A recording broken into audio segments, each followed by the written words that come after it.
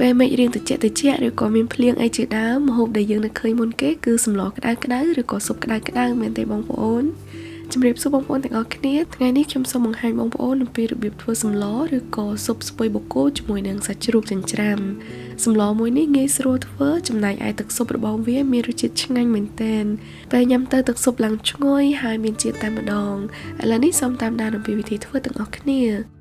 នេះគឺជាសាច់ជ្រូកដែលខ្ញុំបានចិញ្ច្រាំមកហើយចំនួន2ខាំខ្ញុំដាក់ទឹកត្រី1ស្លាបព្រាបាយទឹកស៊ីអ៊ីវ1ស្លាបព្រាបាយ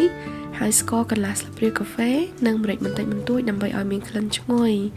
បន្តមកទៀតខ្ញុំក៏ដាក់ស្លឹកខ្ទឹមហើយនិងខ្ទឹមសចំនួន1ស្លាបព្រាបាយរួចក៏កូរវាចូលគ្នាឲ្យសាច់នឹងឡើងស្អិតខ្ញុំលាយគ្រឿងជាមួយនឹងសាច់រួចហើយយកវាទៅពូតជាដុំមូលដើម្បីដាក់នៅក្នុងស៊ុបហើយវិធីធ្វើទឹកស៊ុបវិញគឺដំបូងខ្ញុំដាក់ដាំឆ្នាំងមួយឲ្យក្តៅដោយដាក់ប្រេងឆា2ស្លាបព្រាបាយរួចដាក់ខ្ទឹមសចិញ្ច្រាំម៉ដ្ឋហើយលីងវាឡើងឈ្ងុយសម្រាប់ខ្ទឹមសនេះបងប្អូនអាចដាក់តិចឬក៏ច្រើនតាមដែលបងប្អូនចូលចិត្តគឺយើងត្រូវលីងវាឲ្យឡើងក្រហមឈ្ងុយល្អរួចហើយយើងត្រូវដួសវាចេញដោយទុកខ្ទឹមខ្លះៗនៅក្នុងឆ្នាំងនឹងរួមជាមួយនឹងប្រេងបន្តិចបន្តួចបន្ទាប់មកយើងត្រូវចាក់ទឹកចូលចំនួន1លីត្រកន្លះដាំវាឲ្យពុះ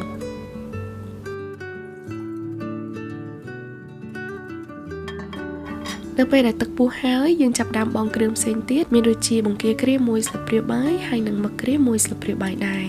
រួចដាក់ខ្ទឹមស3កំពឹសយើងដំវារាងបែកតិចទៅដើម្បីវាចេញជាតិហើយនិងផ្សិតខ្មៅចំនួន6គ្រាប់រួចហើយទើបចាប់ផ្ដើមបង់សាច់ជ្រូកដែលយើងបានលាយគ្រឿងបំផាញ់មិញចូលសម្រាប់ផ្សិតខ្មៅបើសិនជាបងប្អូនអត់មានមិនចាំបាច់ដាក់ក៏បានដែរប៉ុន្តែបើសិនជាអាចដាក់បាននោះធ្វើឲ្យទឹកស៊ុបកាន់តែមានរសជាតិឆ្ងាញ់ហើយមានក្លិនឈ្ងុយបន្តមកទៀតខ្ញុំបង់គ្រឿងផ្សំរសជាតិមានដូចជាទឹកត្រី3ស្លាបព្រាបាយ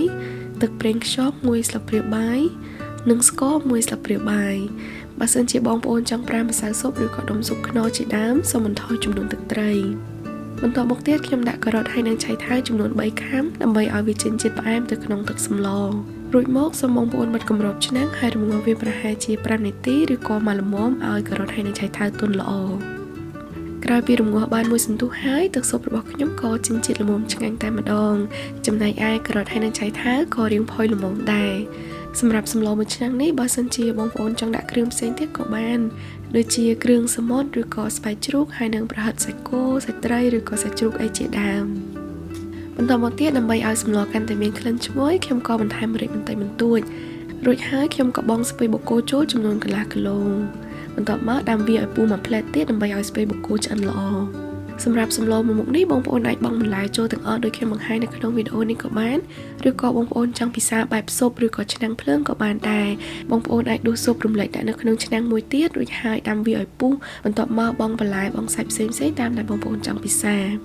ជាចុងក្រោយយើងត្រូវបន្ថែមគល់ស្លឹកខ្ទឹមហើយនិងខ្ទឹមបំពងដែលយើងបានបំពងនៅដើមវីដេអូនឹងចូលទាំងអស់ដើម្បីឲ្យសម្លកាន់តែមានរសជាតិឆ្ងាញ់ទឹកសម្លនេះមានរសជាតិឈ្ងុយហើយឆ្ងាញ់ដោយសារតែខ្ទឹមបំពងហើយនិងផ្សិតខ្មៅដែលយើងបានដាក់រួមជាមួយនឹងគ្រឿងផ្សំផ្សេងៗបន្ថែមទៀតអរគុណច្រើនបងប្អូនទាំងអស់គ្នាដែលបានចំណាយពេលទស្សនាវីដេអូរបស់ខ្ញុំជាពិសេសវីដេអូនេះមាននៅក្នុង page ថ្មីរបស់ខ្ញុំឈ្មោះ Kitchen Diary ដូច្នេះសូមបងប្អូនជួយចុច like និង follow page ថ្មីរបស់ខ្ញុំផងដែរអរគុណច្រើនសូមជួបគ្នានៅវីដេអូក្រោយទៀតជម្រាបលា